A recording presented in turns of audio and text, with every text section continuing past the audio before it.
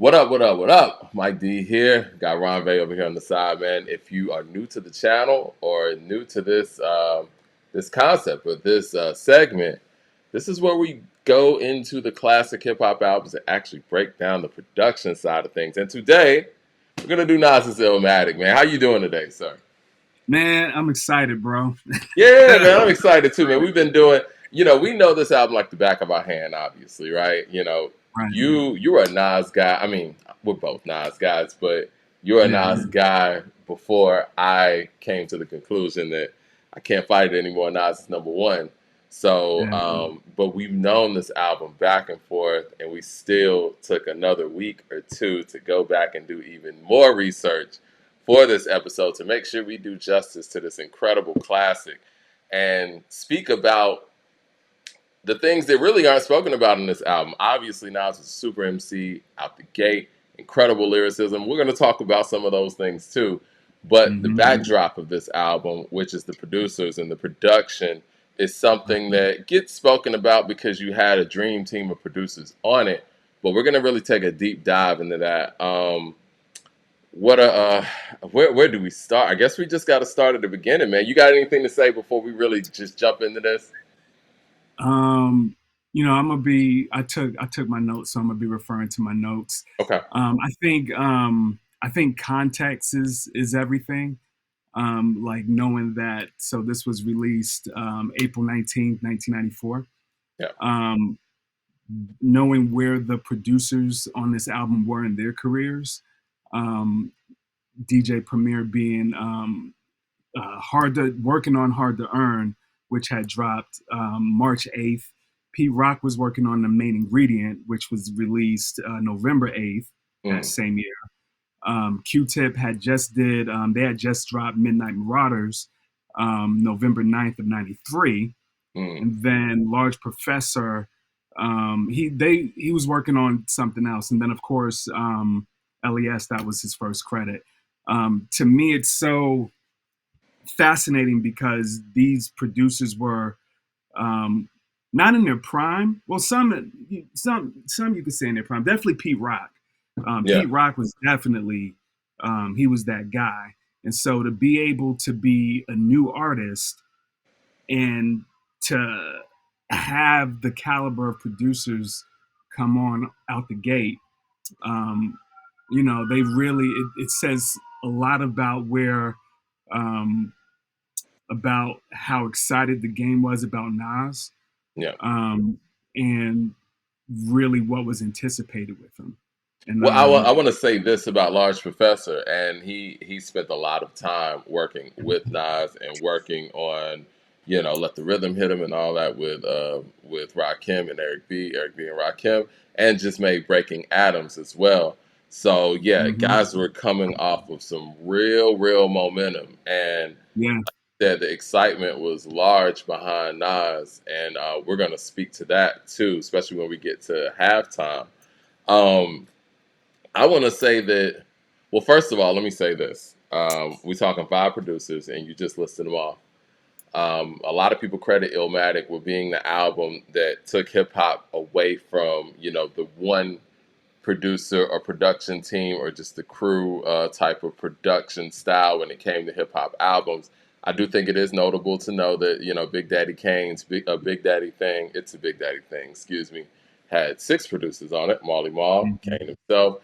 You had Prince Paul was on there. Teddy Riley was on there, and a few others. So it had been done before, but what is significant about Illmatic is it turned the page, right? hmm And it was that hallmark or that benchmark for what the next generation of hip hop artists and just hip hop albums were going to not just sound like, but the quality control of them and how they were going to be formatted and be sequenced. And that's why even when we talked about putting together this segment to highlight the production on classic albums, there's no way we could get around, doing Illmatic. We started with the Kumina, and we had a great episode with that, and that was yeah. really fun. Some of the best content that I've ever recorded on here. So thank you for that. Yes, And sir. I was like, look, man, we gotta start with Illmatic. Yeah. 9 tracks, 5 producers, dream team of producers. If we had an all-star game, and LES is Nas's man. We got to be real about that. We're gonna talk about his contribution to what he did. But if we're Hmm. talking about if there was an all-star team of producers in 1994, all Hmm. four of these guys would have made the roster, and that's Right. just what it is. And Q-Tip was very significant in the sense that Large Professor said this in an interview that I was watching. Like Q-Tip didn't do anything outside of Tribe at that time, and it was very, everybody was really excited to even get Q-Tip into the fold. DJ Premier wasn't really, producing outside of Gangstar too much. Lord Finesse Right. had a couple of tracks and, a few people here and there, but it wasn't as common as it became. No pun Right. intended. Right. So those things were special. And Pete Rock, he was producing for Heavy D, who was his cousin. But all of these guys were in groups and they were in collectives, and we were used to hearing them with certain MCs. So it was special to hear them venture out and actually, be the backdrop for this guy who's coming up, and many people were saying was the next Rakim and Hmm. beyond, as we've seen. So yeah, we were used to hearing Pete with CL Smooth, or hearing CL Smooth on Pete's beats. We were used to hearing Guru on Premier's production. Large Professor had his group, so we were used to hearing his stuff with Main Source, and him as an artist because he was the MC there. And Q-Tip, obviously, we were used to hearing him with Tribe. So it was special in that light. I want to start with the intro, man. Since we already highlighted it's 9 tracks, and that's kind of like where the producers go, but it's Hmm. 10 songs. I mean, I'm sorry, I said that backwards. There's 9 songs, 10 tracks, right? And Right. so the intro, I thought was well produced too, because skits and all that, that's part of production.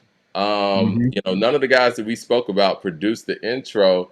I would like to say that Nas had everything to do with that intro. I think he's credited for the intro's I think production. he's. Correct? I think he's credited for it. Let Okay. me. I'll double check for you. Yeah, Yes. yeah, we got the vinyl right there. We don't Yeah. flip or skip. Yeah. Conceived by Nas and Faith Newman. There it is. All right. So Yeah. Nas and Faith Newman. Okay, and I Yeah. I failed to mention Faith Newman and MC Search too, the executive Right. producers of this project. We're gonna get to them as well. So I thought the Genesis was brilliantly done as an intro, utilizing his verse from the main source, which he killed, Right. which, from what I understand, is what really started a lot of the buzz. Right. Right. And the beat from Wild Style's crazy. I love Crazy. that beat. I love that beat. What do you think about the intro from a production standpoint? It's all about setting the tone, Hmm. and I don't think that you can do a much better job with knowing where we're going production wise on the album. I think Wild Style is so fitting. It's sort of it's sort of take you back to the essence type of feel that I think really is what Nas is about. At the end of the day, he is a student of the game. He's a culture, probably our biggest cultural ambassador, our biggest hip hop ambassador. And so Wild Style seems very fitting. And again, it's like uh, I'm a fan of the talking. I'm a fan of the talking shit.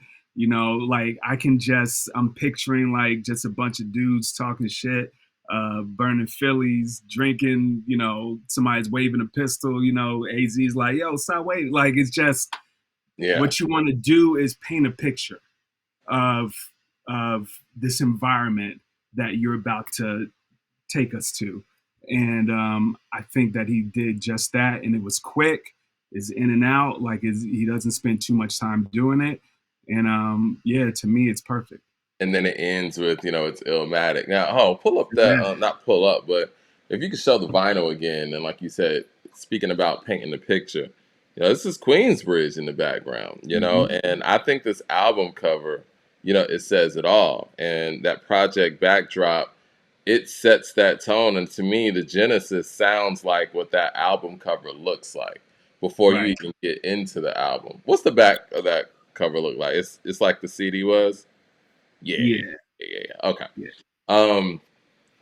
All right, and then we get into New York State of Mind. Now, from what I understand, you know, by many people's accounts, this was the song that Nas wanted to be, wanted to be the first song on the album in the first place. Right. For many, they say that this is great, Nas's greatest song. But a lot of people, they feel like this is Nas and Premier's greatest collaboration. This Mhm. song samples Mind Rain from Joe Chambers.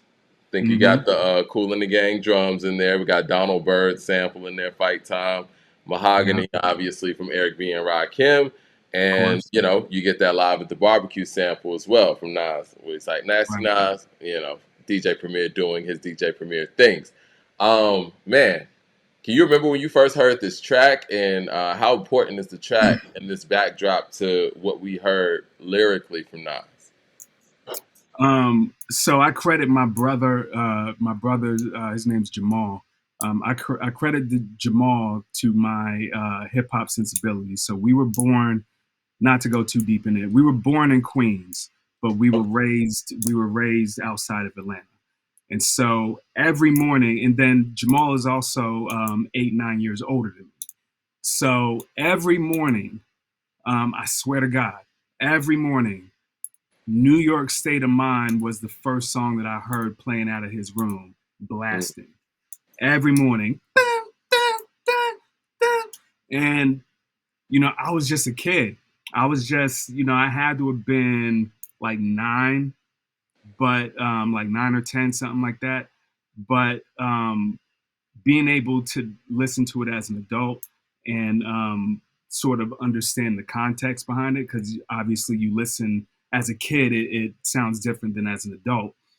Um, Man, there's no, to me, there's no other track that, again, we're talking about setting the tone.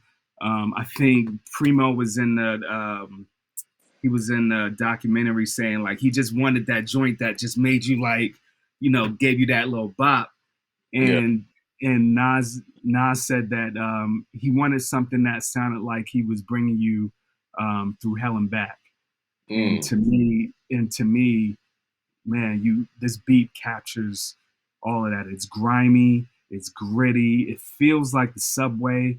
It's dark, it you know does. what I mean? And I don't, to me, it's one of those joints that you can close your eyes and it, to me, this is what New York City looks like in the 90s. You know And what I mean? you talk about painting a picture with Genesis, right? And I think that DJ Premier, he describes himself as a DJ, a producer, an artist. And I feel like Premier, yes, and the other producers on here, they're artists. Like he does a great job of painting the picture with his soundscape and his in the Mhm. landscape that he creates sonically. And that's why I think that he pours in those scratches and samples from other, MCs like he did on here with Mahogany and Live at the Barbecue, because he's painting that picture. And he said, yeah, he wanted this to sound like, the hallways, the staircases, and the projects. Mhm. And you hear that, like you said, it's grimy, it's like gritty. It sounds like the New York subways. And even if you've never been to New York, just what you hear is like it kind of correlates with what you see in the music videos. Like I didn't go to New York for my first time until, what was that? That had to be maybe '05, and it Gotcha. was early 20s, like 21, whatever. Yeah. And yeah, it was just like what I thought it was gonna be. In my New York experience was based on these type of records and these songs, and and these beats and this soundscape. And he set it off. I don't think that any other song on this album would have been the more perfect first song than this one.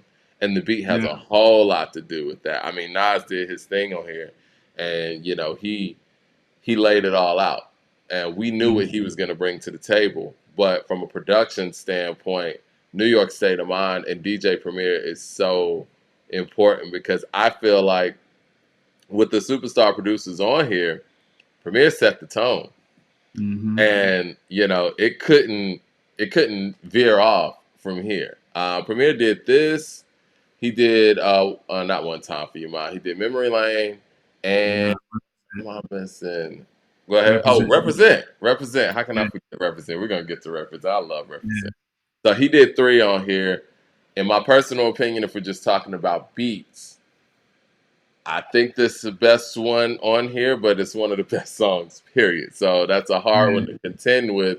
But yeah, he did three stellar records on this album and set it off with New York State of Mind. It's been often duplicated, remade, remixed.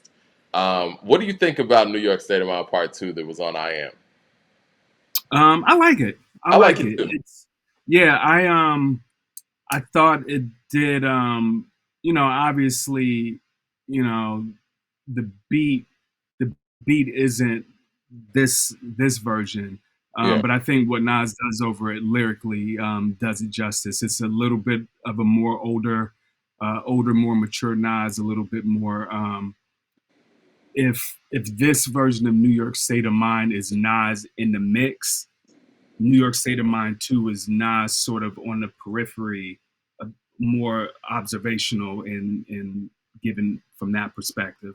Yeah. Um, or at least giving you a more mature perspective. It's a Um, great updated version, and yeah, I think that when we talk about hip hop in the '90s and how drastically sounds change with damn near every year, like mhm, '94 sounds different than '95, sounds different than mhm, '96, '7, '8, whatever. I think that Wu Tang's always what I go to, right? Like Wu Tang's first album, '93. I mean, you don't get no more grimy than that. And Wu right, Tang Forever is a dope album. It's just a lot more polished, and RZA's production is a lot more polished than what it was in '93. And that's not to say one's better than the other, but just the right, early '90s in hip hop is just way more grimy, and that's what you right. get with New York State of Mind from '94, and then you get New York State of Mind in what '98. And I Well, think you they know what? both did it at a high level, but the times are just different. You know what too, and I think we can. Well, I have a feeling we're gonna touch on this, but I also feel like the special thing about Illmatic to that point is, and this also goes to the songs that he cut from Illmatic. Hmm. Like I feel like the thing that most of the cut songs have in common is, the early '90s, and I would say probably 1990 to 1993, '94. There's a very specific sound in the drums. There's a Hmm. very specific. It's just a very specific sound. And even though Illmatic was released in '94, the the beat selection was done in such a way that it actually, aside from maybe One Time for Your Mind, I think One Time for Your Mind does feel, and that's just Large Professor style. But I think outside of One Time for Your Mind, for the most part, the rest of these beats, there's something about it that sets it apart from from the other early '90s songs. I think it's such a brilliant piece of what makes this brilliant.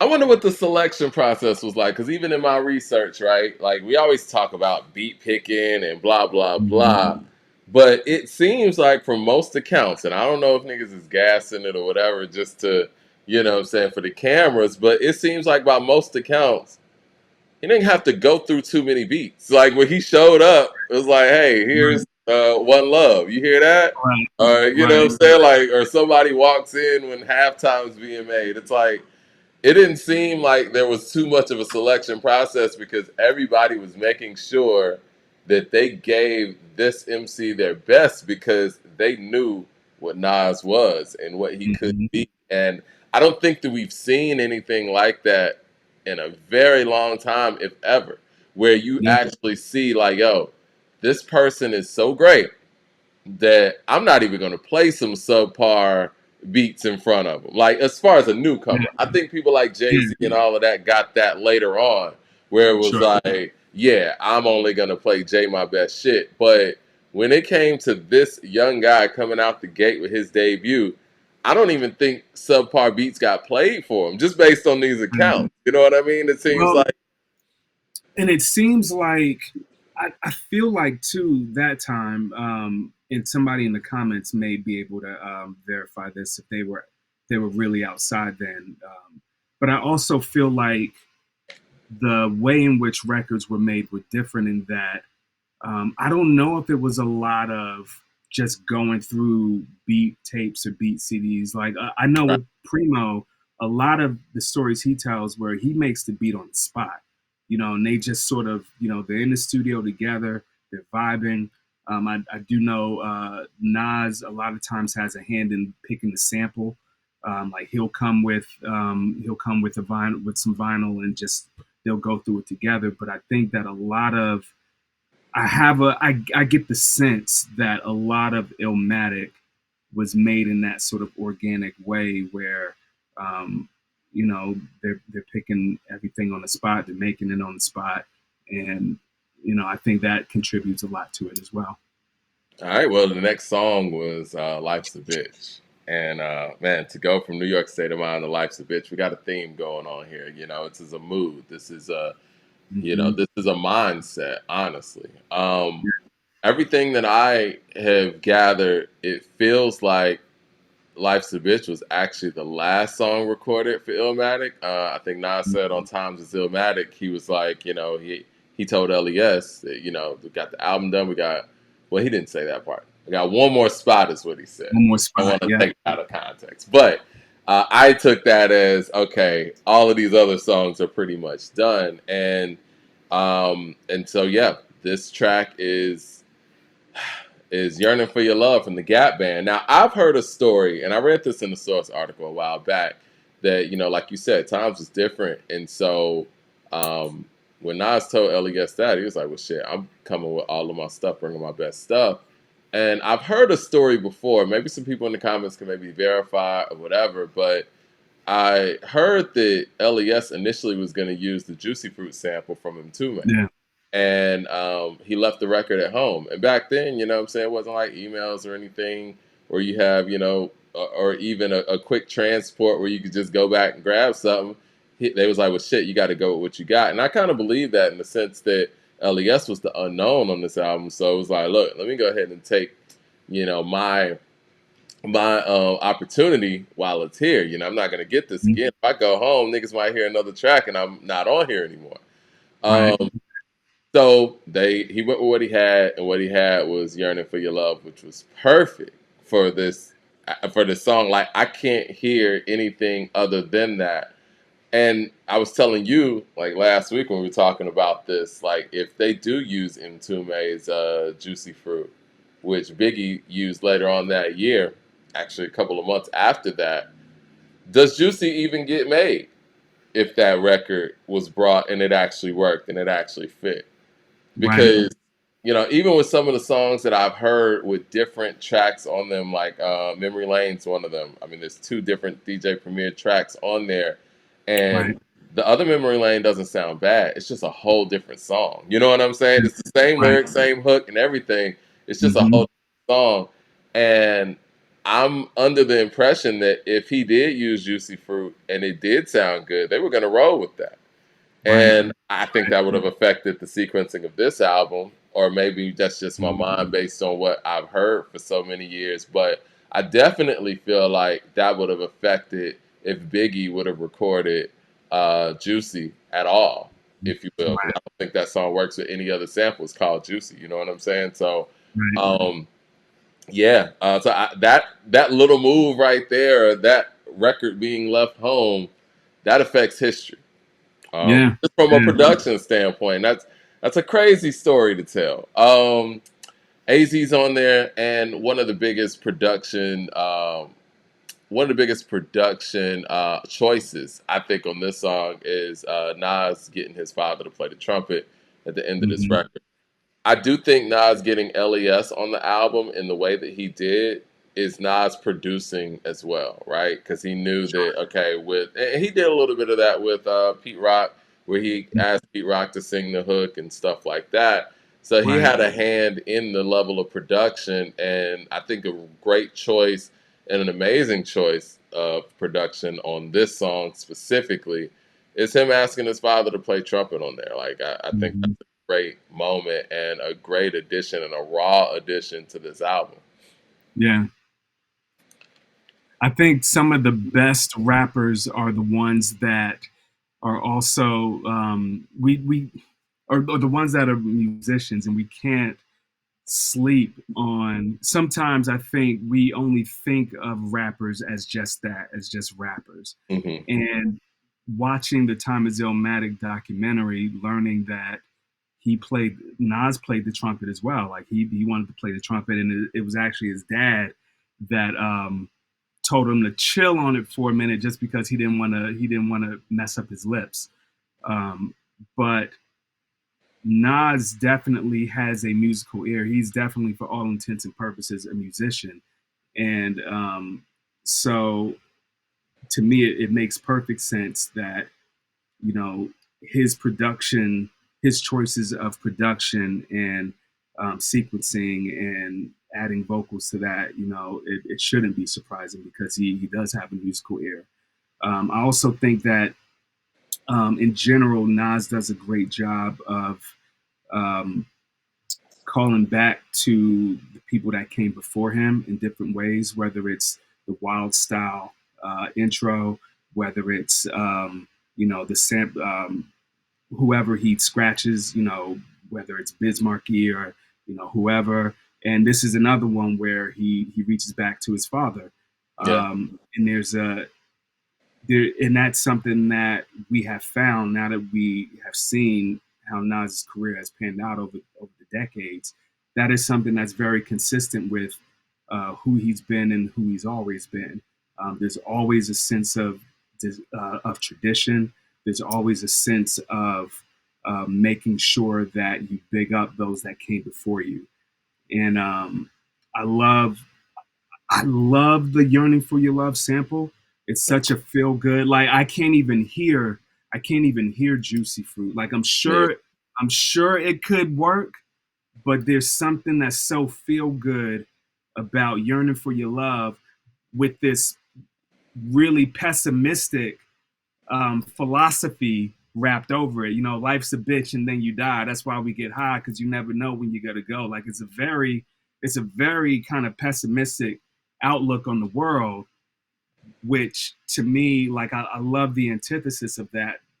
This, even though the track feels good and it's just, that's just the way it is, man. You either smile and you figure out a way to feel good, and you keep it pushing. And so to me, on a production side, that those are sort of the things that I look at as well, where um, how the feel of the track matches up with the lyrics, and it's so to me that's brilliant. The sequencing on this album is interesting, and we talked about. I mean, obviously, the Genesis is going to be first, right? And Mm-hmm. they probably came with how they were going to sequence this album, and say, you know what, we're going to put an intro, Wild Style, and all of that to lead into New York State of Mind. If indeed Life's a Bitch was the last song recorded on this album, which it kind of sounds like to me, even if you listen to how comfortable Nas is on Life's a Bitch. I Mm-hmm. mean, he sounds great on the whole album, but you could tell stuff like Halftime and One Time for Your Mind's a little bit older. And, once you've been in the studio, more and more and more and working on the album, been in album mode, you get a level of comfortability there. And he sounds like he's closer to It Was Written on Life's a Bitch than he does on any other song on this album to Right. me. But with that Right. being said, I think that's a very interesting choice to put a newer recording. And we're still talking about songs that have been recorded over a span of maybe like a year, year and a half, 2 years, but a newer recording at the top of the album. I think that's a very interesting choice. Yeah. Maybe it was a theme choice, maybe that was a Sonic's choice. I mean, anyone could easily say, look, Life's a Bitch, that needs to be at the end. That could be the last song, especially with the trumpet, solo at the Mhm. end. But I love the fact that they placed this third, and I love the fact that AZ was showcased early too. Early. That's the other Yes. thing where it's like, okay, well, we're going to showcase AZ early. He spit his life on it. He said that, one of his guys just passed or was killed Yeah. before he wrote that verse and all of that. So he was able to get his off, and in the rest of the album, we're hearing Nas do what he does best. So I think it's perfect at number three. Again, that's one of those songs that's interchangeable. It actually could have been in different spots on this album. Yeah. Yeah. But yeah, they knocked it out the park. And then we get to The World Is Yours by the legendary Pete Rock on production. Yeah. Now Pete was talking about he came across this jazz sample, and I don't want to say this is a jazzy album, but I've always said that Illmatic's the most lyrical, easy listening hip hop album ever, right? Like, there's a Right. lot of lyrical albums, but you have to be one of those people who are into the whole lyrical miracle thing to really appreciate them sometimes. This Right. right here, musically, it just flows. And anybody who's not even a person who's not even a hip hop fan can listen to Illmatic and appreciate it. And a large part of that is the production choices that were made on this album. So you got Pete Rock coming in right after Life's a Bitch. I think that was just, a perfect place for him and this record. For me personally, I think this is the best produced song on the album. I've always said that. Mm. Okay. Uh, just the strength of production, the sound quality of it all. Yeah. When I met Pete Rock last year, man, great guy, great time. Probably my one of my greatest experiences with say don't meet your heroes with somebody I grew up listening to, and just talking to him about music and having regular conversations about music like you and I are having. It amazes me of how far ahead Trouble T. Roy sounded Yes. sonically for '92, Yeah. and the things that he was doing. And I don't ever ask anybody all their secrets, man, because that's prying on a different level. But he was doing some things that other hip hop producers weren't doing, as far as stacking and in the drums and making sure everything was so full. And for me, I hear that on The World Yes. Is Yours, and the loops that he's using. It's mostly his drums to me. I know Mhm. we're gonna get to the drums that were on One Love and stuff too, and Q-Tip's one of those guys as well. But to me, I felt like this was the best produced song on the album, from the hook to Mhm. the track. The I Love Music sample from Ahmad Jamal. And again, Nas jumping in, doing his production thing, pushing Pete Mhm. Rock to do the hook. And for whatever reason, Pete Rock felt like he didn't want to do the hook because it was singy. And I know Pete Rock had been on the mic before, but I guess it's different when you get on the mic singing for the first time, or somewhat singing, coming with Yeah. melodic. So um, I think The World Is Yours is impressive, and from what I understand, it had the streets on lock to the point where I think it was Ski who was saying they was just playing it over and over and over, and that's where the whole "I'm out for presidents to represent me" sample came from. Even when he made Mm. the presidents had it in the track, Jay heard the tracks like, "No, keep that in there." So Yeah. very important record. Yeah. Yeah. I mean, you really touched on a lot of it. I'm such a fan of the just the jazz sound, just in Mhm. general, and obviously you get a lot of that on his Ronvé's other in New work. York City, guys. If you hear Yeah. side, then I'll let you Oh know. yeah, So these side. he's in the Mecca. What's crazy is like I don't even think about it anymore. I'm so used to it. Um, that's funny.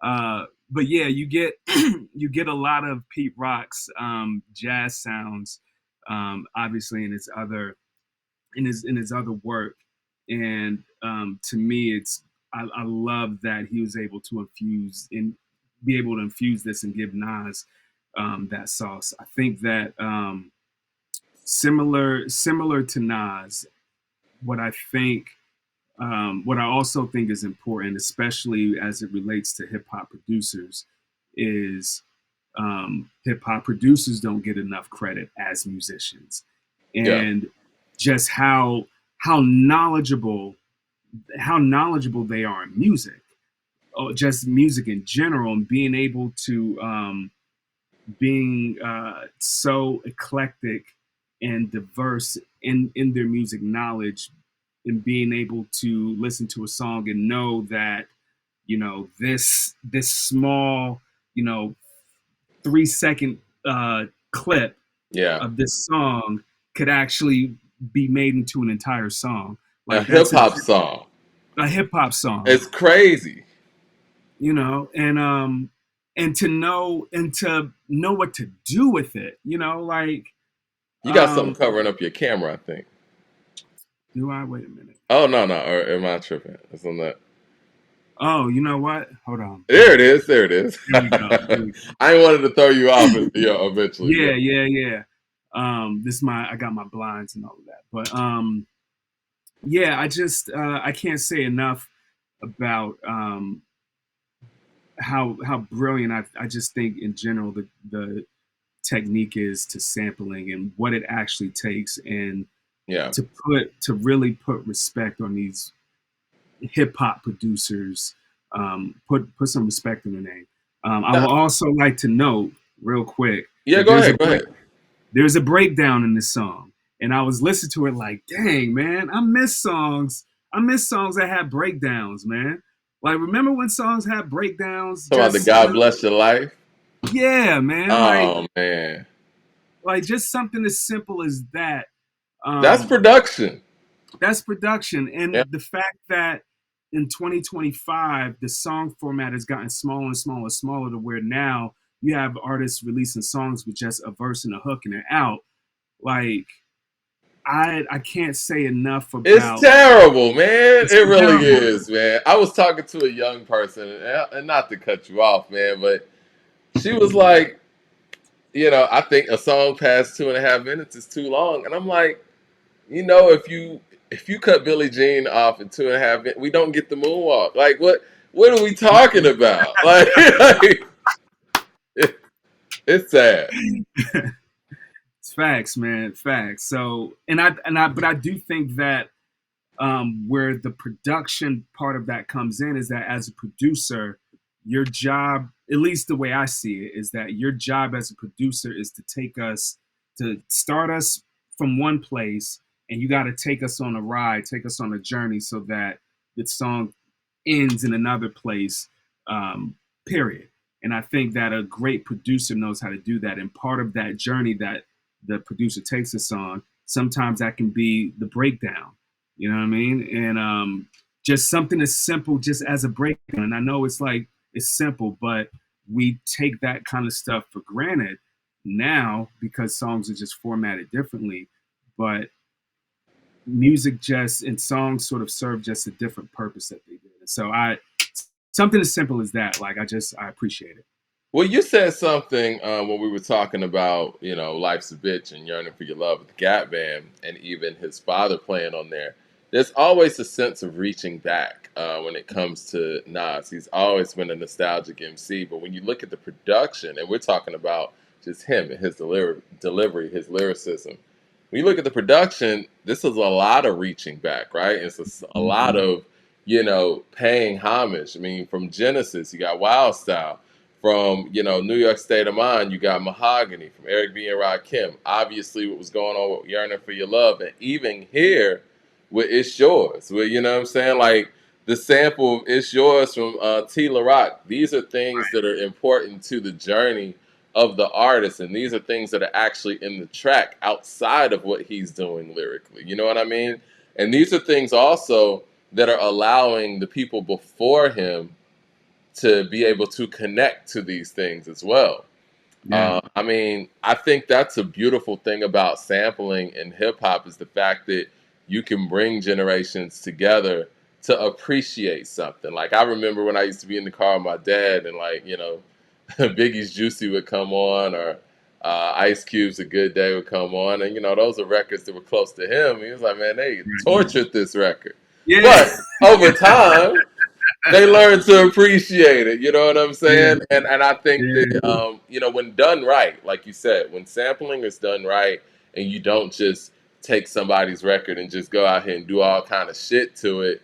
When you Mhm. put respect on those samples and those moments and stuff, I think it's something that everybody can come together and collectively appreciate, and a generation who is generation now, if you will, for 94 and 95, they Right. can dig in the crates a little bit too and be like, oh, well, I never heard of Tila Rock like that. You know what I'm Right. saying? Yeah. Yeah. Those things are important, and it's paying homage on the biggest stage possible. Um, Absolutely.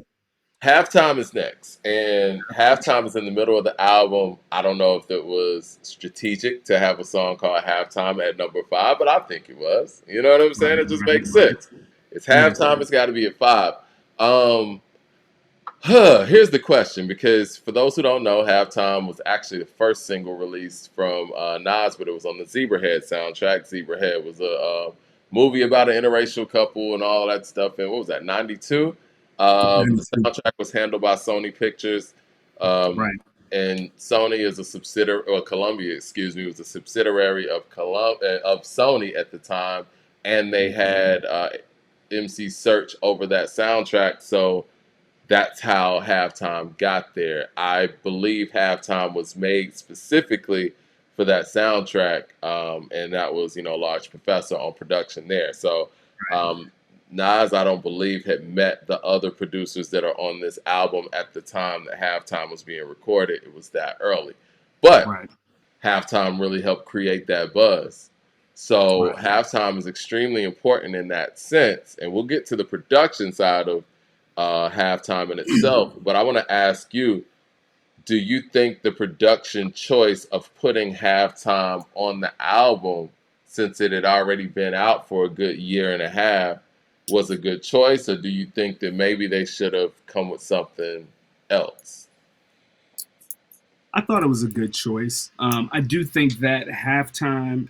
It's funny. I do feel like the Large Professor songs on this album, except for "It Ain't Hard to Tell," but "One Time for Your Mind" and "Halftime," um, are the ones that sound like that 90s sound that we were talking about earlier.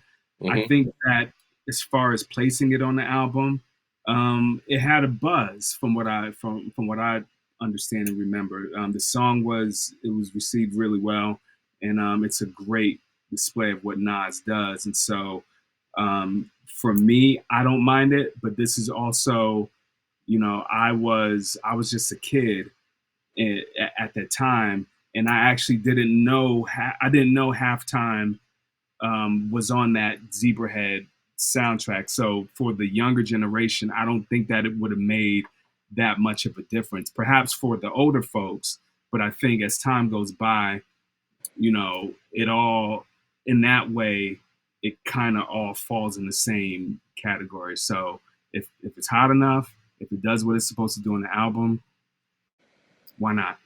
Well, that was an era where, and for the people who weren't there, that was an era where one song could be on three different albums. Mm-hmm. And I do think that Columbia saw it as an opportunity to, basically have a single without having to put out a single. Yeah.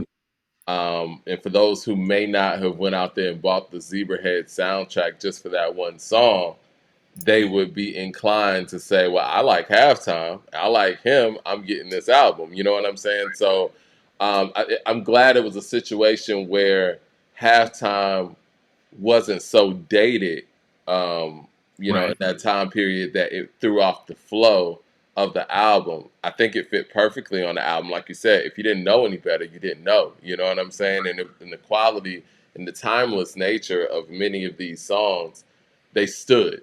And Right. so, luckily for the record label, because they probably would have made that decision whether it was dated or not, but luckily for them, halftime fit right in that album. And I think that sonically it made sense for it to be right in the middle and for it to be halftime. It's perfect. It's perfectly fitting. That's one of the few Yeah. songs on this album where he just spitting his shit. And so Yeah. um Yeah. and it has that energy, it has that griminess. It sets a tone too. You have the vinyl there. I think halftime is the last song on side A. Yeah, Okay, I yeah, think that's a great closer, and and it came out in the CD era, and I like to kind of think of albums that were, that have 9 or 10 songs, kind of like in the vinyl mindset and vinyl era with side A, side B. When hmm you're and the cassettes too, and when you're I was, dealing in that, it's like, okay, we have two different albums here, right? yeah, And starting off with that, and you're closing with halftime, and you're letting people know it's halftime. I think it's a perfect record to put right there, and sonically, it sounds like it fits right there as well. yeah. And I was gonna say, even on, I don't know if you can see it, but even on the back, Hmm. he has it separated. So Yep.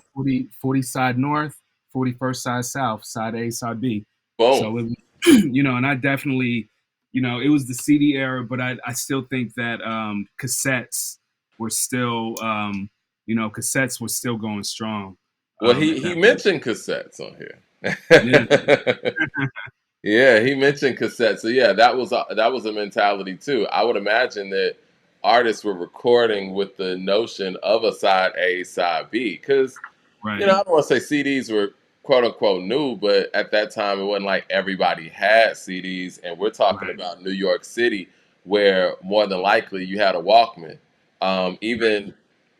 Even Miss Info, who was going by Shorty at the time, where she's the one that actually did the review and the source for Illmatic, highly pushing for it to get 5 mics. It got 5 mics, and she tells a story about her hearing the album for the first time, and it was in her Sony Walkman. I don't know if that was a plug for Sony because they were a right, subsidiary of Columbia, but Sony right. owned everything. They had devices and record labels, everything. But anyway, she was talking about how enamored she was with this album, and she never felt like that before.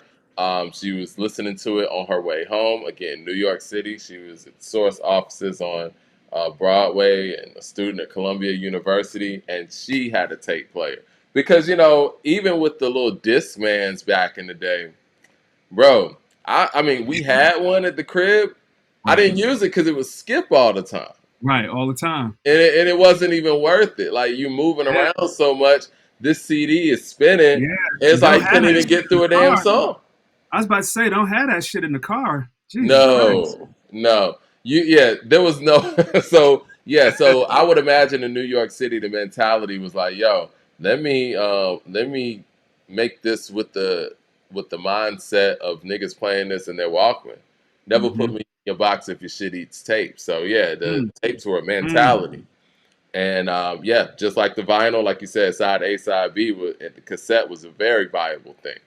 Yeah, yeah. Halftime, I don't think I mentioned it, but it samples Dead End, Japanese Hair Cast, and Schoolboy Crush by the Average White Band. hmm I think that's more of the drums. The drums, yeah. Um, It also says soul traveling. oh, I probably missed something. You know what? I see Soul Traveling, Gary Bird. My bad. Soul Traveling Part 1. Apologize. I had one page down. Um, let's talk about this before we get to side B, where Memory Hmm Lane starts. Large Professor's production on this album, to me, it adds the foundation of Nas to me. hmm And you mentioned, and we're gonna get to the other records that he did, but he did the earlier stuff. Yes. And I think he's really responsible for pulling all the other producers on board based on the earlier stuff. Um, his songs are super important on here because I feel like they add a level of character and a foundation to this album and to this artist. You hear the connection that him and Large Professor have. Yeah. Although, some of the other tracks might be bigger, in a sense when we're talking about the soundscape of it. But to me, it sounds like on the Large Professor songs, he's having fun and Yeah. he's spitting his shit, and it's not really about concepts.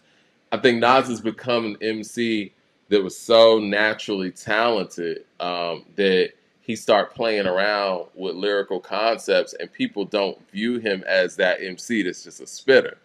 And I Right. think with the Large Professor stuff, we saw that he was a spitter. You know what Yeah. I'm saying? Like Yeah. the 3 tracks that Large Professor did, that's Nas in spitting mode. He's not, telling a story. He's not, writing a letter to, the homies is locked down. He's not. He's spitting, Yeah. and I can appreciate that. And I don't think if we didn't have Large Professor there as a foundation, we would get that Mhm. side Right. of Nasty Nas, if you will. See, I feel like Yes. Nasty Nas is the guy on Large Professor stuff. Yes. Yes. The only exception I make to that is represent Oh yeah, Nas. yeah, We'll get to that. yeah. We'll get to that Yeah, later. yeah. But I want to know the story behind Represent. Nobody talks about Represent. I feel like yeah. Represent was conceived very quickly or something because no one Yeah. talks about that one. Yeah. He was an animal Yeah. on there. We'll get to that one though. Yeah, But we'll get to that one. Okay, so the beginning of side B starts with Memory Lane, and yeah. again, nostalgia. You got the Biz Marquee sample in there. You got the Marley G dropping Science. I'm sorry, not Marley G. Marley Marl and Craig G dropping Right. Science sample in there, and that one samples what Ruben Wilson's "We're in Love." Right. Get Out of My Life Woman by Lee Dorsey. And this is produced by DJ Premier. I've heard many people say that Memory Lane is their favorite song on Illmatic. Yeah. And I get it. And when Nas is in nostalgic mode, that's tough to beat. I think the DJ Premier did his thing on this beat. This beat is crazy. And Nas went crazy on this song. So Go ahead. There's so much to say about Memory Lane. Go ahead. um yeah, aside from the beat, I'll get to the beat in a second. But um, I wanted to wear my because I don't be buying merch. I'm not a dude that really buys merch, but I do it for Nas, and so I went to see him at the New York State of Mind tour, um, the New York State of Mind tour when it came to Jersey, and then I went to go see the KD concert at the Garden, and he spit verse 2 of Memory Lane a cappella. And he told, because also what's crazy is that he told this story about his mother. He said his mother used to work across the street from the Garden. And so it was this very surreal moment being able to perform in the very spot across the street from where his mother worked, we all know his mother passed away. Um, and he spit verse 2. And I swear to God, bro, that in that moment, that verse became my favorite. It became my favorite verse. I mean, just be able to, just, I don't know Yeah. the way he did it, and it's like it's also not an easy verse to spit. It's he's saying a lot in it, and it was just a really really dope moment. I can't say enough about just what he does lyrically over the song in addition to the track. I think I told you the other day I felt like it was the best verse on the album. Um, Yeah, um, and I was doing a little bit more research and all that, and I was listening to his interview on Stretch and Bobito, which was well before Illmatic, because he said, in this interview that Illmatic was dropping in January and it didn't drop until April. So obviously this was a early interview, and he spit some freestyles. Like he was like off the top. And then when he did spit the written, he spit that second verse from, Memory Lane. And that yeah, is just wow. yeah, I mean, and, I know we were going to talk about production and we're going to get to the production, but just the line was like, my man was shot for his sheep coat. cheat Like code. it's like it's crazy, man. Like all of these things this young person was able to take in and articulate in a way that many of the people that are going through it can't articulate. Mm-hmm. And it's amazing that he is somebody who said fuck school basically and went out there and learned on his own and learned through books and had that self-preservation and that self-determination to not stop and Yeah. continue to take in information even when the school system, let him down. And, the Hmm. they were in was terrible, where he felt like it was preparing him for prison. And Yeah.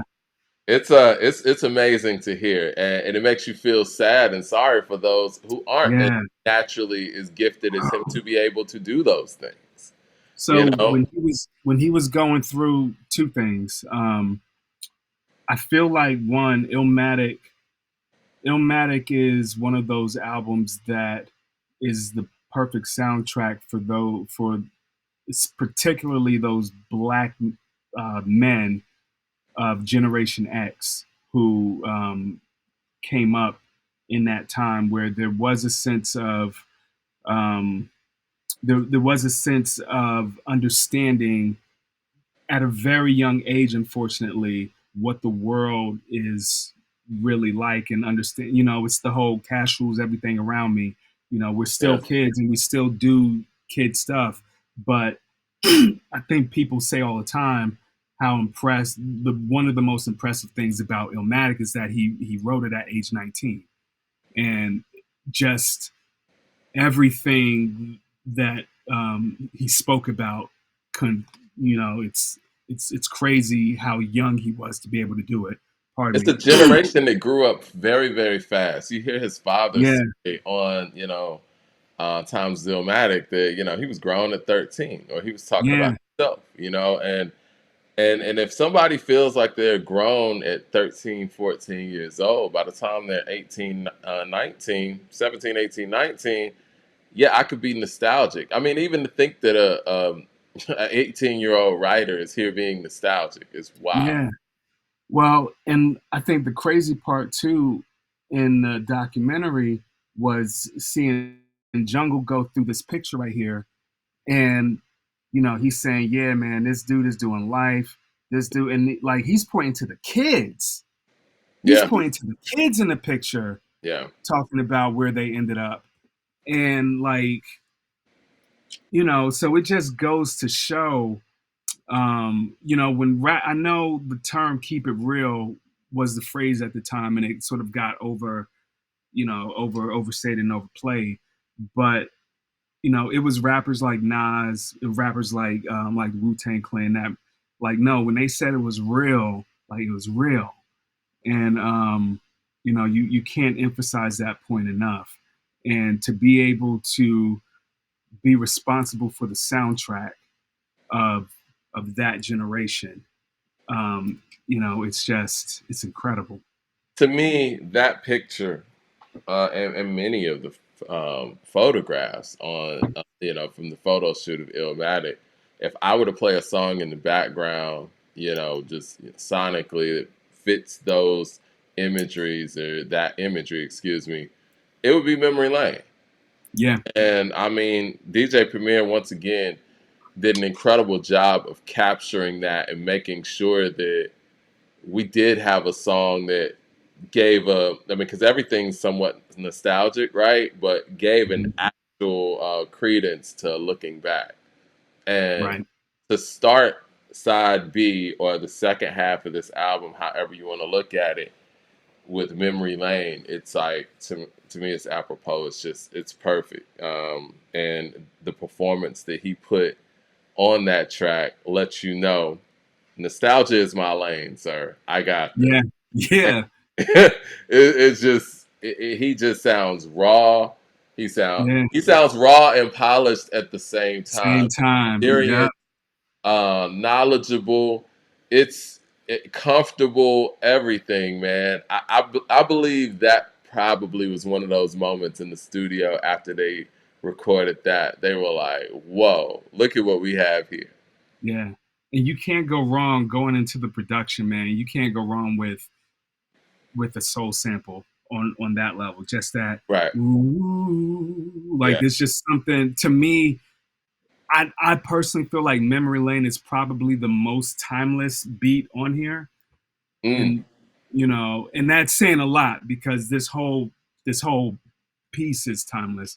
But I do think that there's something about, especially knowing where hip hop goes later on, Yeah. and have I think that Memory Lane, you could damn near fit that beat almost in any era, and it can fit. It can work perfectly, and I thought it was a great choice to go with this beat. Not that the original beat was bad, but like Oh you were yeah, we talking. didn't even talk about the original beat. Yeah, Yeah, I think the yeah. original This, beat yeah, wasn't. Yeah, it felt like something more for MOP. Honestly, like it was grimy. You know what I'm saying, and it was a great beat, but I think um, I think especially with the tracks that they already have, this is such a great addition to that, as yeah, opposed to I think the original beat would have got lost in the shuffle because yep. it's a little too close. I think, yeah, I agree. I think that this beat gave this album something it didn't have. It's an X Factor song on this album, my personal opinion, and it's crazy because the same performance, the same verses or whatever, on a different track is literally a whole different track. It doesn't give you that same feel. You feel where he's coming from lyrically more on this track. And Right. again, production choices. That has nothing to do, really, if we're being honest, with the writing, with the performance of the MC. That has everything to do with the beat that was chosen. Now, for those who have the beat picking arguments and all that stuff, the beat picking arguments is definitely valid when you look at this song, both versions, right? You got to make the right choice, and the right choice for this album specifically was definitely the one that they made with the memory lane that we know of. And I love to see that every time that I look or I find, I guess, an Illmatic nugget or something that was cut or something I never heard or something that was, I guess, an alternative choice or whatever. I love to see that every choice they made was the right choice. I've Yeah. never come across something where it's like, well, they should have used that. I understand why Yeah. they didn't use Deja Vu. As Yeah. incredible as that verse is, I mean, he's spitting on there, but production wise, I just don't think Deja Vu sticks up to the rest of this album. Right. And I love the production on Deja Vu. It just speaks to how incredible the beats are on this album. And I don't know if we're going to get verbal intercourse if that happens either. So Right. all of these things, make sense and they Yeah. work. Yeah. And yeah, Memory Lane is. I think that Memory Lane is a victim of being on such an incredible album. If Memory Lane's on any other Nas album, or even on It Was Written, I think it's clearly one of the Right. best, if not the best song on there. So Yeah. that's Yeah. just my opinion. Uh, One Love, Q-Tip. I heard Large Professor say that he thought that this was the best sample on the album. So Q-Tip sample, "Smiling Billy Sweet" Part Two, by the Mhm. Heath Brothers. Right. And this kind of goes to what you were saying earlier about giving hip hop producers their respect as musicians. Q-Tip has always amazed me in the sense where he's able to find some of the most obscure and best loops that you would never think would even translate in the hip hop space and make them great hip hop records. Um, Mhm. it's it's a gift to be able to hear those things and say, I can actually do something with this, make it new, and make it translate to a whole different generation. And Mhm. I think sometimes in hip hop and what happened in the late '90s when a lot of people were, giving Puff all kind of grief during the Shiny Suit era was the fact that many of the samples that were happening and that were working were very uninspired. And you would just take, a Diana Ross, "I'm Coming Out," and just rap over it. Right. And I think that does kind of muddy the waters when we're talking about giving credit to sampling and those who do sample, and not to mention, making it more difficult for those samples to get cleared. I would imagine the more money that comes across in that format, it makes it very difficult for those who are trying to get stuff cleared. But Yeah. saying all that to say, One Love once again, Houdini, we're going back. and we're Hmm. we're hitting you with something that you're familiar with. It's not too old, but we're making it new, and we're giving a new meaning to One Love. One Love is important as a phrase and as a statement and as a Hmm. concept, Yeah. and I think that what Q-Tip set from the backdrop of that set the tone for what Nas wanted to write. It was a big deal having Q-Tip on here again because he doesn't produce too much outside of Tribe, if any, at the time. Right. And at the time, Tribe's classic albums were heralded because of the production, mostly that were on there. And we got to cover a Tribe album too with this one, Absolutely. you know. Absolutely. we got, so The question is which one, but we can talk about I would like to start low end it. theory. No, in theory, yeah, Yeah, yeah. I think that just makes sense. But yeah, man, you said that you feel that the drums on One Love are the best drums on the album. Yeah. Um, I've always been a fan of Q-Tip's drums anyway. Like, and um, I think about Temperatures Rising from the Infamous album. Hmm. He just has sort of this signature kind of thump with the reverb on a snare that's very much, and he does sort of the same thing here. But the thing that I noticed was just that the drums bumped more.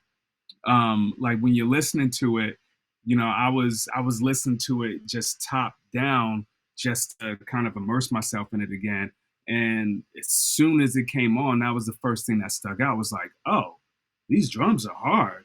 And then I went back and like the world is yours. The world is yours is definitely has great drums as far as how it bumps. But One Love, whatever he did to engineer it, like that's some Dre shit where it just a little bit. There's something in the mix that took it just a little bit over the top to give it a little bit more knock, and it for a beat that is so minimal, it's perfect.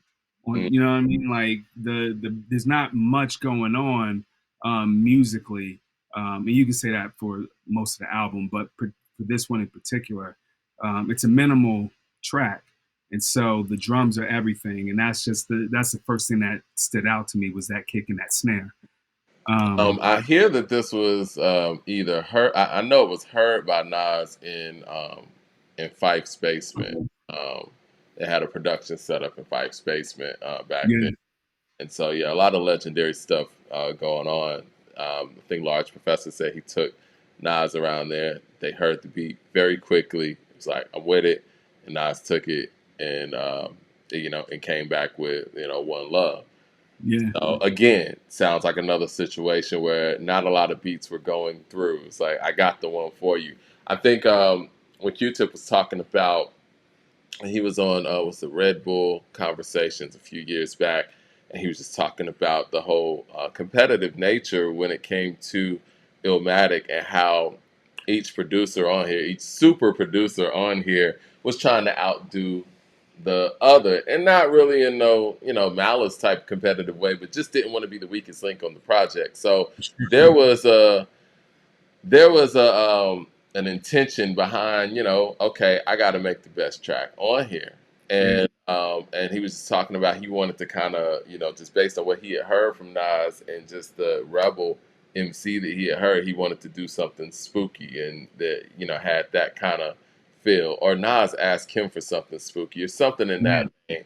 But that's how yeah, Love came about, and his concept was, kind of like writing a letter, and then, and then it turned into, well, write a letter to the niggas locked down. Like, nobody's mhm, done, and or at least he hadn't heard anybody do that at that moment. yeah, But again, I think it's a great moment when you have somebody like a Q-Tip who is a full-fledged artist connecting with the artist that that produces. That's why, whenever Kanye has his head on straight, that's why it's always great when Kanye's able to produce for artists because he's an artist too. You know what I'm saying? And you yeah, normally get the most heartfelt stuff from another artist who gets it. Not to say producers don't get it, but it's different when it's you've different. actually put your voice on the microphone. I mean, you know that as a producer yourself. That's why I like working with you on stuff. It's like the producers who are MCs, they get it, and I think that you really they're able to pull something out of the MC that they wouldn't get otherwise. And we got that with One Love and Nas. especially especially somebody, not to cut you off, No, you good? I was done.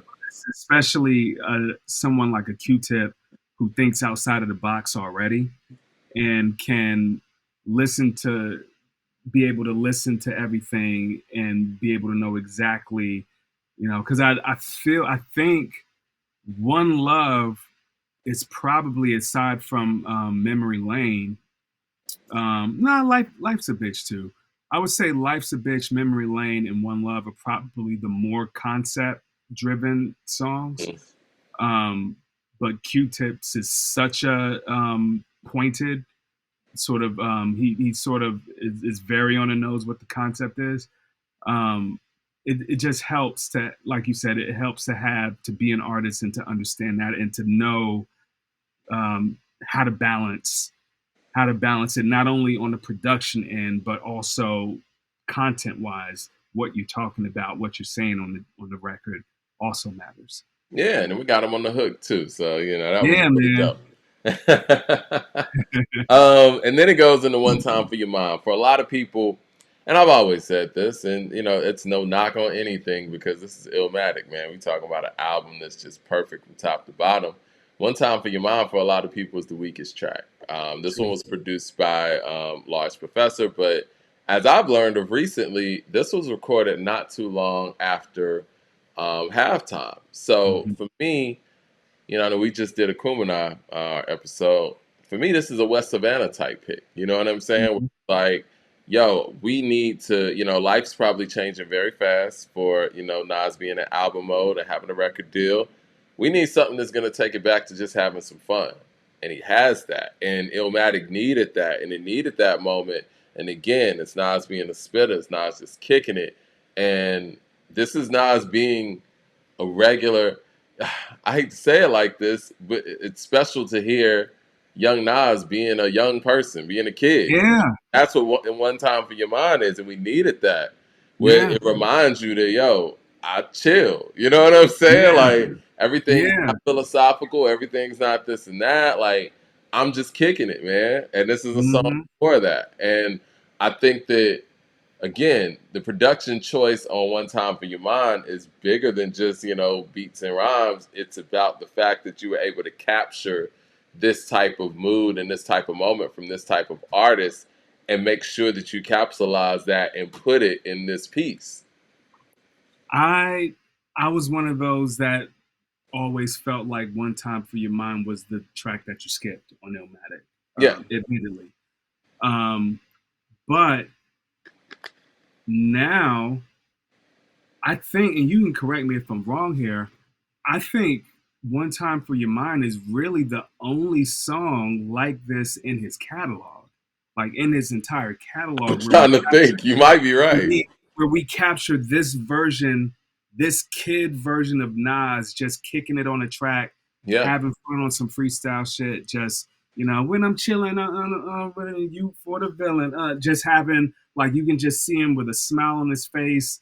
He's 17, 18, 19, being a 17, 18, 19-year old in New York City, but having fun. Like, I can't think of any other songs where you get this version, this specific version of Nas, because especially even on this album, because most of this album he's rapping like a grown man. Yeah. Most of the album, he's talking about grown man shit. He's talking about the killings and the robberies and the all that part, that life. Yeah. But this is the only one where he's a legit juvenile. Yeah. And it's really it's special. It's a special choice to keep this on the album because they could have easily cut it, but the Yeah. choice to leave it on there and to be able to, like you said, capture, um, get a snapshot of this moment that I don't know if we see again in his We career. didn't know how special it was going to be either. Even in the 90s, early 2000s, we didn't realize how special this record is for that time pocket and that time period. Because even as we uncover a lot of the demos from this album, the demos are the ones that capture moments like this, but Mhm. they didn't make the album. This Right. one made the album, and I think it's special that they took some of the demos and said, you know what, we're going to pick one demo to, Yeah. be on this album and capture, everything that was going on in this period. And it's a great timepiece. And, I think it's one of those that just grows even better over time as Nas's legacy grows. And I love the production choice Yeah. of actually putting this on the album and putting it on the album where they did too. Again, it's a West Savannah type choice in my opinion. Mm-hmm. Yeah. And I like too, and I'm looking at the track list, and I've always thought this: they never put any producer back to back. It's always changing, right? You got, Genesis, the first song, then you got Premier, then you got LES, then you got Yeah. Rock, then you got Large Professor, then you got Premier again, and then you got Q-Tip, and then now you're getting back to Large Professor, then it's Premier, and then it's Large Professor. So it's never any producer back to back, even though we have 5 producers and 9 songs. You know what I mean? Yeah, Right. and I think that was intentional as well, just keeping the soundscape fresh. Yeah. I also like the tempo on this Mhm. song too, because most of the songs sort of sit, and this was normal for that time period. Most of the songs sit, like, if I'm guessing, like somewhere in that like 92, like that 88 to like 92, 93 BPM, sort of that boom, boom, like some a little faster, but for the most part, they all sort of sit in the same BPM. But One Time for Your Mind, they slowed it down a little bit. It's more of a and it has a Mhm. different, in that way it has a different vibe too. And he That got a sense, different flow on there, he got a different flow on there. Yeah, yeah, just having fun and not taking himself too serious. And yeah, like I said, I never realized how special that record is until really starting to break down things. And like, you know what? Great choice of having this song on the album. yeah, absolutely. And then Represent, man. Represent for what? All right, the thing about Represent for me, the mic, the mic performance is special, and I'm a person who, at the heart and at the core of it all, I don't know if people realize this or know this. My favorite type of rap, for real, is the Method Man, Redman, Busta Rhymes, Bully Foot type of, just going for it type rap. Yeah, I was such yeah, a big Cannabis fan and stuff. And yeah, yeah, this is Nas in that mode. And I appreciate all the other stuff, obviously.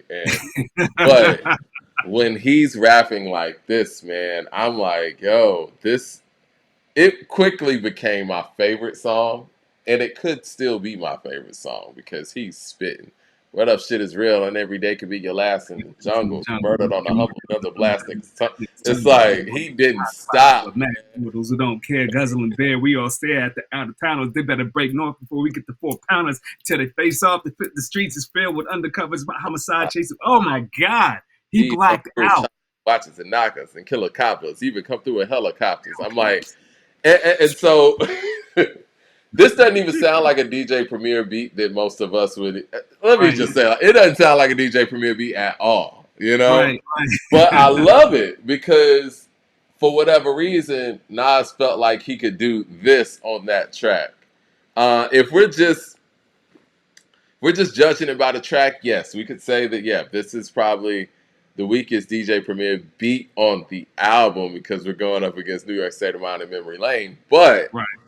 I think that he did something special on here, and it got something out of Nas. Now I don't know if Nas's rhymes came first because they did say he would carry around a notebook and just fit certain bars for certain tracks. Right. But either way, what DJ Premier presented to him with this the Thief of Baghdad sample from Lee Irwin. I mean, Right. Nas just went bananas on it, and representing was very important too. Just to, I don't know who came with the hook or where that concept came from, and it wasn't even like DJ Premier did his signature scratching on there, but this was about Nas representing Queensbridge. Queensbridge needed to be put back on the map because I Mm-hmm. know the things with Shan and and KRS and how KRS had the bridge over into '94. It sounds like. Well, and it was such a we forget how pride in your borough was everything then. Hmm. Like it was everything, and how it was such a big deal to rep your borough, whether it was Brooklyn, whether it was South Bronx, whether wherever it was, repping your borough was that was it. And to be able, this is Nas putting Queens on his back and saying, "Nah, man, I got it. I got it from here." And Yeah, not only am I putting Queen, am I representing for Queens, but no, I am New York City, yeah, and it just doesn't get any. It doesn't get yeah. any better. If there was anybody that had anything to say on some lyrical shit, it all stops here. Like, what can Exactly. you If there was anybody who had any question of who the best rapper in 1994 was, by this track, where we're on track number 8 at this point, it's Mm-hmm. over, man. It's over. Before the BDP conflict with MC Shan, around the time of Shantae dissed the real Roxanne, I used to stay up on my crew. Sit up on the Hmm. morning, wake up in the morning, see my crew on the block. Every day's a different day. We have us. It always happens on camera. If it wasn't hanging out in front of cocaine spots, we was at the He candy was at the factory candy breaking factory, those lies. breaking lies. Nowadays, Nowadays, I need to feed in the cash just like the just like a next man. nigga Fuck a fucking yard, yard, dog. Let me dog. see Let me 100 see a grand. hundred grand. And You know what, us being man? a Nas wanted has, man, and if I hit rock bottom, then I'm gonna be the I'm gonna son of be the son of Sam. Sam. You know what What? though? Nas has this way. Now I just noticed this as you was rapping this. Nas has this way of, like, kind of, you know what? Before he has this thing where it's like, yo, before we even do this, let me just take you to back where the shit started. Before the BDP conflict with MC Shan, let me just give you some context. And Yeah, it reminds me of Last Real Nigga Alive, right? yeah. Where that's how he starts. Real nigga, sit back. Let me tell you how the whole thing started. First off, I brought Queens up from hard times. Streets is Hmm. all mine. You know what I'm saying? Nas has his way of just sort of, you know what? Let me give you context first, and let me really break this down as to why I'm the guy. Yeah. Let me break Set the this down scene. why I'm set the scene. He Yeah, does such a great job of that, man. And I think um, the the hook is what is one of those simple hooks, but when you understand the context of it, again, you could easily write it off as a cliche, represent whatever. But no, this has weight because it meant everything to represent. Like that was what the game required at the time. And so when you say you're gonna represent, you got to show and prove and truth. he represented on the mic too. And I mean, I think that, like you said, that sentiment and that concept is something that was already living in his head, where he was like, I got to make a song like this, where I could do it a Yes. show and everybody's yelling, represent, represent. And what I'm going to do on this song, I'm going to go crazy on this song. They call me Yeah. Nas. I'm the legal type of fellow. A wet drinking marijuana smoking street fella who's always on the corner. Rolling obsessed. When I dress, there's never nothing less than guess. Catch me walking with a wop and my hat turned back. Turn Love back. committing sins and Love my committing sins. back. My Niggas sins. rap with a razor, keep it under my Razor, tongue. keep it under my School tongue. dropout. School. Never like that Never shit from like day that shit from one. day one. Jeez. Cause life ain't shit but stress, fake niggas and crab cuts. It's like, yo, man, like, for those who think that Nas is a certain type of rapper, you gotta listen to records like this. Like, I remember, Mhm. a lot of people who grew up watching Jordan play maybe like second half of his career. When I say second half, the second three-peat. They don't Right. see the super athleticism that we saw, or I was still too young for that, but that you see in 87, 88. That nigga was the 48-inch vertical Jordan. That's Air Jordan. I like to separate Right. it from Air Jordan to, Yeah. the other Michael Jordan or whatever. Right. Air Right. Right. Jordan From was, MJ. yeah.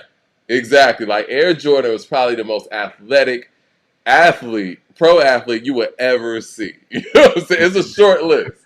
And when you listen to Nas rhyme like this on Represent, it's not indicative of what most people know when they think of Nas. You know, you think of somebody who's introspective, a great teller, you know what I'm saying, and someone who has enlightening, lyricism.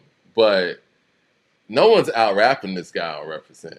I Mm-hmm. really like if we really think about this on any level, no one is out rapping this guy who's rapping on Represent like that. Yeah, yeah. I mean, I start thinking about the all-time list that people talk about, and let's look at '94. Biggie's there. I love Biggie. I think Biggie's the most well-rounded MC we've ever seen, top to bottom. Biggie's not out rapping that nigga on Represent.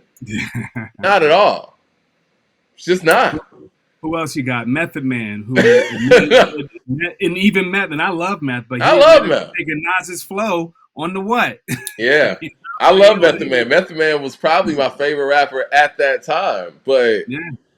that guy who's rapping these verses that we just spitting, like, I mean, just on some spitting shit. I ain't even talking about the concepts and, Mm-hmm.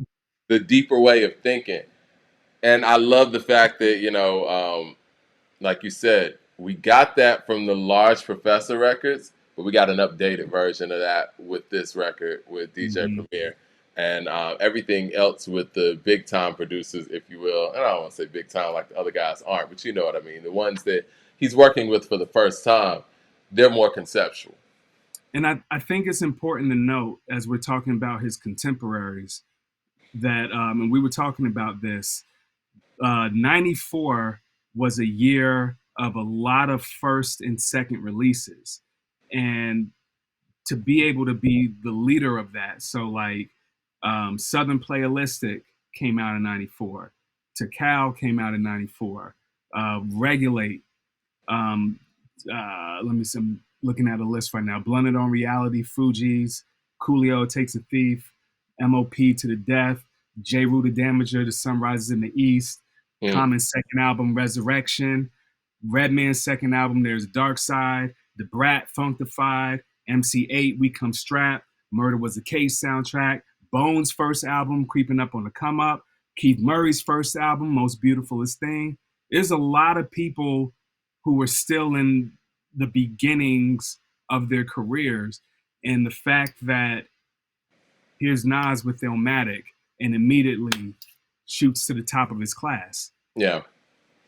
And the fact that, and some would say, and again, we're talking about producers, that he had super producers. He did, but that was based on the merit of what they saw in, the features that he was putting down at the time at halftime for the most part. And like you said, there's so many emerging acts that these producers could have went any of these directions. I hear that Busta Rhymes heard halftime first, the beat. He was there when Large Professor made it. Mm. He couldn't do anything with it. He liked it, but he didn't see what he could do with it. He caught writer's block, and Nas ended up getting it. And and I think that those stories probably traveled too. Like, yo, this kid is crazy. And I mean, look, you didn't have to say too much. People heard live at the barbecue. I mean, Right, it is right, what it is. And right. by the time halftime dropped, it's like, okay, well, yeah, how do I get on? Um, he was definitely advanced. He had everything going for him. The one thing that I guess one could say is he might not have had a quote unquote radio appeal, but nobody was really looking for that because hip hop hadn't really hit the radio at that point. And then he showed later on in his career that he could do that. So Yeah. it ain't hard to tell. It was the first single. Speaking of radio, Mm-hmm. and they end the album off with that incredible Human Nature sample. I Yeah. just happen to have this thing right here. Come on. It's what's that? One, two, three. Yeah, it's number 7 on this. Yeah, but is it 7? I can say. Yeah, it's 7. Um, so okay, Michael Jackson samples kind of weren't happening, especially on an album this huge. I mean, Thriller's the highest selling album of all time. Michael got the Right. most points ever from an album up to that point. Um, Michael, I would imagine, had his catalog at that point because he had the ATV deal with the publishing and all of that.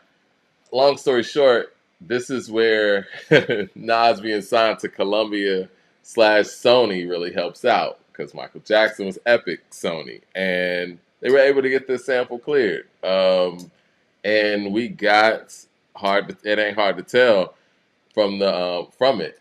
Now, granted, at the same time or around that time, SWV had the Right Here remix, which was done by Teddy Riley. I feel like Teddy Riley and Michael's relationship kind of helped make that one happen too. But no one Right. had ever really attempted to take on a Michael Jackson sample like this on a hardcore hip hop record, at least not to my knowledge. And Yeah.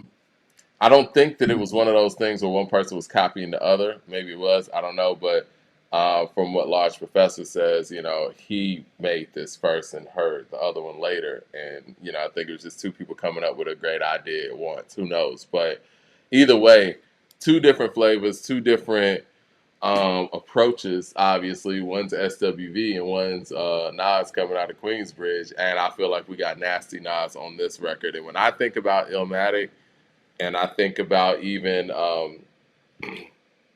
Nas's Like, which they say was around during these sessions as well. We'll get to that in a second. I think about this video, like the imagery of this video and some Yeah. of the images from One Love is my memory of Illmatic visually.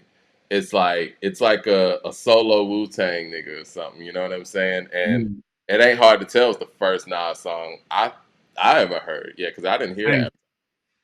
Same. And, yeah, and when I heard him, rhythmatic explosion is what your frame of mind is chosen. On leave your brain stimulate, niggas is frozen. Speak with criminal slang again, like the fight. Like this is yeah, he's the best rapper in 1994. Period.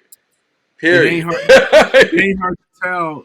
It ain't hard to tell was the only song that I could play out loud because it didn't have any cursing in it outside of him saying nigga. Yeah. But and what I didn't know was I guess that was by design because he had the apparently the story is he had to write a letter to Michael Jackson, and that was Michael Jackson's one request that he'll clear it if the song doesn't have any cursing in it. And nigga wasn't a curse word back then. Like I Right. remember back then, they used to play nigga on the radio. Believe it or not. Whose song was it? It was Arrested Development's Everyday People. And when he was like, I had to slap a nigga out for being rude. They used to play that on the radio because it was, you know what I'm saying? It was no problem at that point. And that's 92. Yeah, yeah, um, yeah. I always thought that was always dope too because we've gotten away from rapper. It used to be a requirement to be able to rap without cursing, right? Like remember Heavy D had a song, he had every big rapper on it called "Don't Curse," and it used to be a thing where, and of course Rakim didn't curse. Yeah. Um, it used to be part of your skill set as a rapper, at least from the way I understood it, was, you had to be able to tell a story. Obviously, you had to be able to freestyle on some level off the top, be able to switch subject matters, and also be able to write a rap and not curse, and, Yeah. and be able to, and it was a test of your vocabulary. And I think, to me, that's what this record is. And obviously one of the strongest on the album. It just speaks to how incredibly advanced Nas is. To me, I think that It Ain't Hard to Tell is the face of Illmatic, right? For those people who Yeah. might not have really dug into the album, for many people, New York State of Mind is the statement on Illmatic, but I feel like It Ain't Hard to Tell is the face of Illmatic because you do have that imagery. For a lot of us, it was the first look or the first listen that we got of Nas or of this project, and we were familiar with Human Nature, even if we didn't know at the time that it was using Human Nature. I'm always fascinated when people are able to use sample songs that we've heard millions of times and make it sound like something that we've never heard. And I mean, when Kanye did the PYT thing on Good Life, I heard that right away. A lot of people didn't, but whatever. I'm a little different when it comes to that. But Yeah, one yeah. of the big things, like I remember when I've heard Super Freak a million times from Rick James. And I didn't catch that on Kingdom Come first time. Like Just Blaze did a great job of Oh, revisiting that song and doing it in a way where it was like it was new. And I was like, shit, that is Super Freak. That's crazy. yo, And Kingdom Come is one of my favorite sample flips it's ever. crazy.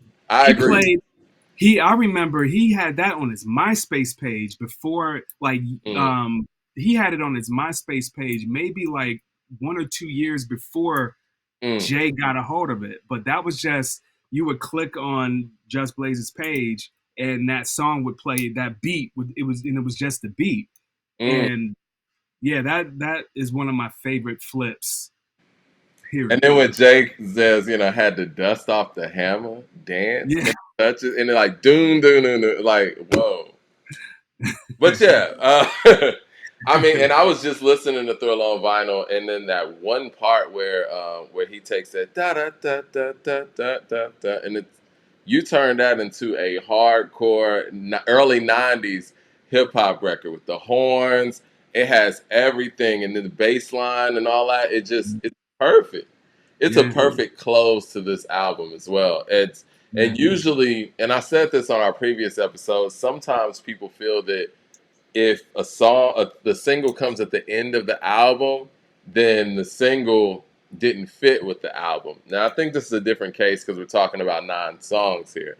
I Right. do think this is the perfect closer. And it's interesting that it's an opener for many, but it's also the closer on the album. And for those who, um, if you're in the tape era specifically, you're going to have to listen to this whole album before you get to that song that you know. Hmm. So you're going to listen to this whole album. So strategically, having this one at the end was a really great production choice in that sense, too. It gave all of the other songs the ability to be listened to before you get to the song you're familiar with. And I think that's one of the things that in the digital era and even in the CD era, we miss out on because you could just pop in your CD or pull up whatever streaming platform you're on and just go straight to the song that you want. But nah, back then or with these and with tapes, you had to either just say, you know what, I don't even want to give this thing a shot, or Right. you just had to listen. Yeah. And it forces you to give this album a listen. And I feel like once you press play on this album, you're not going to be doing too much skipping around. Yeah. Yeah. Facts. Um, Now, one thing that I did want to mention before we go, and it's crazy that we're like an hour and a half in, and we only talked about 10 tracks. Man, that's how dense this album is. Like, Right. like the album itself is like just 30 minutes, 36 minutes, and we've been Yeah. talking about this album for an hour and a half. Um, I read something before we got online, and it said that. Let me read it, man, because it's a weird sentence, and it's about Nas's Like. And if anybody has any other insight, please let us know in the comment section. It says during the sessions, Nas composed the song Nas is Like, which he later recorded as a single for his 1999 album I Am. So where my confusion is there a demo of Nas is Like from the Illmatic sessions? Did he actually record it in the Illmatic sessions?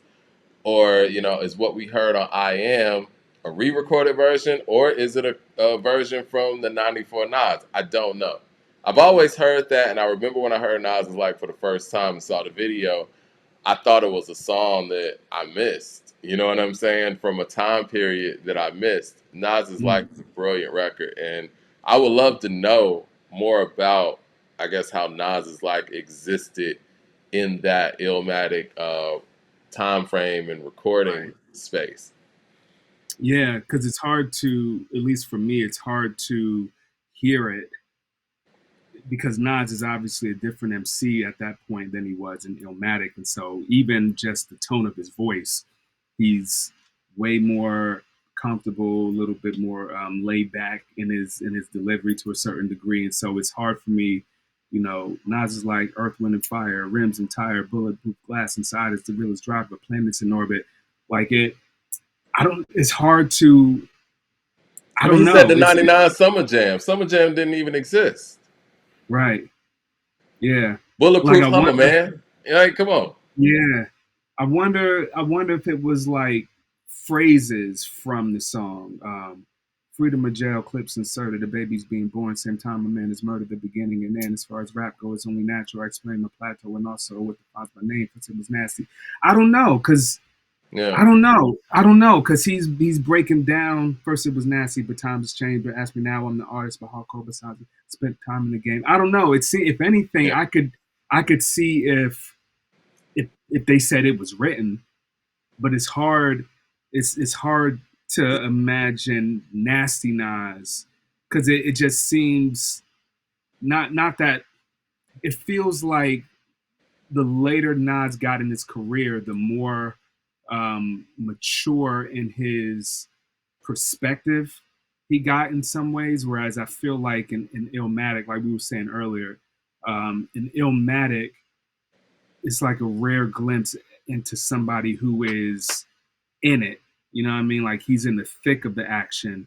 Mhm. And then once we got to it was written, he then formed the Escobar persona. And I don't know. I don't know. It's just hard for me. Yeah, I'm not saying it's not. I'm sure you know if it's true, then it's true. I would But love some clarification on it. You know what I'm saying? And it feels like I don't know, and just based on all the information we have and the lyrics and the delivery and what we hear with our ears, it feels like maybe there is either a demo out there of Nas's Light, which I highly doubt because I feel like if it was a demo out there, we would have heard it by now with all of the stuff that we heard unreleased from Nas. But either that or the beat was played during that time period and maybe he did something to it or sure, nothing much to it and came back and revisited it during the IM sessions now that I can after see. it was written because it does sound like a more mature, established Nas in that way. But before we go, so I know it's an impossible question. I was gonna ask two questions. Like from a production standpoint, who's the MVP of Illmatic, and what is the best beat on Illmatic in your opinion? Man, it's so hard. Pause. um, the MVP of Illmatic, it would have to be either it would have to be either Large Professor or Primo. I Yeah, think I think Primo has the strongest offerings, the more consistently strong offerings production wise. But Large Professor's involvement is so important. You hmm know, like put it like this. Um, put it like this. Nas is Nas is Steph. I hope I'm gonna do this right. Nas is Steph Curry. Large Professor might be Andre Iguodala. I'm trying to think who Primo is, and Primo may be Clay. But what I mean by is even though Iggy didn't necessarily put up the monstrous numbers, but they Iggy was such an important piece for them winning that chip that year. yeah, They couldn't have won the chip that year without his presence. yeah. And I think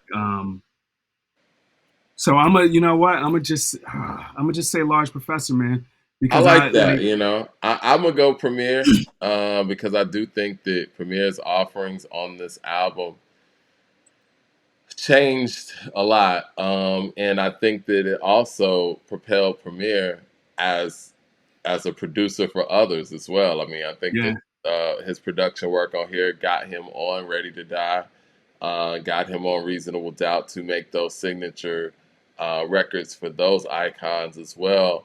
right New York State of Mind Memory Lane, and Represent. Represent. Those three songs changed the complexity of this album. But you're right, Mhm. without Large Professor corralling this, it doesn't happen. Right. He's Scottie Pippen in that way, and Yeah. to Nas's Jordan, and I would say that I don't know, maybe Premier's Pippen, and maybe Large Professor is Phil Jackson. I don't know. Yeah. Very close. It ain't hard to tell. It's extremely important. As we mentioned, halftime and one time for your mind are extremely important. But Hmm. yeah, I would give the slight edge to Premier. I think the best produced song on the album, though, with that being said, is The World Is Yours. Not far followed by It Ain't Hard to Tell. That It Ain't Hard to Tell beats crazy. See, and that's where see, I think New York State of Mind is the best Yeah, produced song. most people do. Um, um, just how the sample was stacked, like what he did to get that sample to sound the way it did, and then just the overall feel of it, like that feel is very God. There's nothing else Yeah. on there's nothing else on an album that sounds like that. And when we're talking about setting a tone, Jesus Christ, it's just it's great. Okay, well, we did it. We did an episode on Illmatic, man. It's a lot of information. Is there anything that you feel like we left out before we vamp out and think about what we're actually going to cover next? I will say this, and this has nothing to do necessarily with production necessarily, but it is important to note the iconic cover to the album, and how influential that was to the point where Ghost and Ray had to say something on the purple tape. But I think everything coming together on this is one of those things where everything just came together so perfectly, including the cover, Hmm. and seeing how, like, at this point how iconic just the cover is by itself is worth noting as well. And speaking to the cover, Nas said that it was inspired by Michael Jackson. Yeah, Of so course. bring Of it all back around, right? course. When Come I was on, a man. kid, I was a fan of the Jackson Five, and I caught him in a photo. We had the afro like that, and I think that watching Thomas Illmatic, again before preparing for the show, it was very interesting his father's take on that photo, and when his teacher, his second grade teacher, I believe it was talking about that he drew himself, and he wasn't happy that day, and she noticed even at that young age he had a great grasp on being able to express his feelings, and to note that on that album cover, yeah, in front of that project housing, this young man's face, he doesn't look happy at all.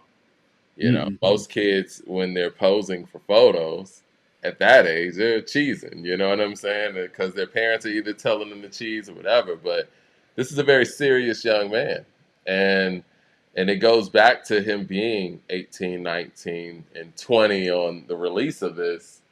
It's like he's looking back at these times, like, I mean, there were no good. I mean, I won't say no good times, but you know what I mean. Like the whole thing's Yeah, been hard, you know, yeah, and it's like when you look at now, artist comes out at 18, 19, they're a young person, but this is almost like a older person looking back at their teenage years. His teenage years seem to be set at these, at where this picture is, if you will. yeah. It's very interesting stuff, man, and I think that that's what makes albums like Illmatic very tough to, when people talk about what's better than this and that, and or even having to outdo yourself. Some things are just marked in time. It's perfect timing, perfect place, perfect storm. You can't duplicate them, and in many facets, you can't beat them either. You just kind of gotta create new memories and new perfect storms, if you will. Right. And I hate that, for some people, and I feel like it's a media trap where they try to continuously have this classic as a cloud over this man's career. It's just so unfair because that wouldn't be fair to anyone. You know what I'm saying? Like it wouldn't be because Right. this is bigger than just him and who he was and how incredibly talented he was. It was just a time in hip hop. Period. You can't Right. recreate the '95 Source Awards. It's just all the players involved were just there at a time in their lives and a time in the culture, and there's nothing that can be done to replicate that. Before we go, I do want to say this. Speaking of the Source Awards, I do think it was a very It was a very big missed opportunity for them to highlight Illmatic in the way that they did and give it, all the credit that it should have gotten, well deserved. But when it came down to the awards, it got no awards, and they Right. focused more on, Biggie and I said Detroit, Biggie and Death Row. I'm talking about Detroit. Death Row and Bad Boy is what the Source Awards, '95 Source Awards, became about, and there was a missed opportunity there where they could have really made that about praising the album that they knew was the best album that came out in '94, and if anything, you could have given him Lyricist of the Year, like and I think in their mission to either sell magazines or appease whatever narrative or try to big up New York versus L.A., they they really shit on us. And really, if they would have done the right thing, I don't think that award show would have been as Right. venomous and as lethal as it became. Talk about it. And that was a missed opportunity, man. And it changed Hmm. things, and you made this guy possibly change his direction. Right. The label probably put pressure on him at that point. Well, we need you to be a little bit more like Biggie, as opposed to elevating on what you did here. So that was a missed opportunity, man. I just don't understand how you could just stamp an album as clearly the best album of that year and not give it album of the year at least. Like that's crazy. Right. Right. Yeah. Yeah. And you also it's funny to see the source articles as an adult, and we talked about it a little bit even in the Illmatic um, writing, the write up, sort of throwing Doggy Style under the bus to in order to do that, and it was definitely like, man, it just makes you wonder, what was the agenda, for Yeah. lack of a better way of putting it, like Yeah. what was the agenda behind, like, behind it all, and Yeah. yeah, and I it's would hope that if they knew that it was going to get to where it got to, they would have handled things differently. But yeah, I mean, what Ronvé is referring to is the first sentence of the Illmatic review, 5 mic review from the source. It alludes to the fact that most people were waiting on Snoop's debut, but the core hip hop fans were waiting for Nas's I, debut. I got it right. I actually got it right Go here. ahead, I'll go read it. ahead. It says, I was paraphrasing. Go ahead. yeah, yeah. While the media was hyping Snoop's album as the most anticipated debut of all time, many of us in the hip hop core had our eyes on another prize, Illmatic. Yeah, and it's like Um, that was unnecessary. Um, yeah, yeah. well, on that note, I don't know what we're gonna call this show. We don't even have a name yet. My guy Spencer came up with a concept of something we were gonna do a while back. Hopefully, he lets us use it, but it was called "Give the Drummer Some." It was about Mm, whatever. So maybe that could be. I don't know. Let us know what y'all think of what this show I should be like that. called, and I in the like that. comment section, let us know which one you think or which album you think we should cover like this next. But I'm glad we were able to get Illmatic off the table because this is extremely important if we're going to be talking album production or hip hop production on albums and classic albums, because this is a blueprint, no pun intended, for a lot Yeah, man. moving forward. All right, hit like and subscribe, man. Appreciate your time, sir, and another Yeah, classic. yeah, man. No, always, bro. Always. There it is, yes, sir.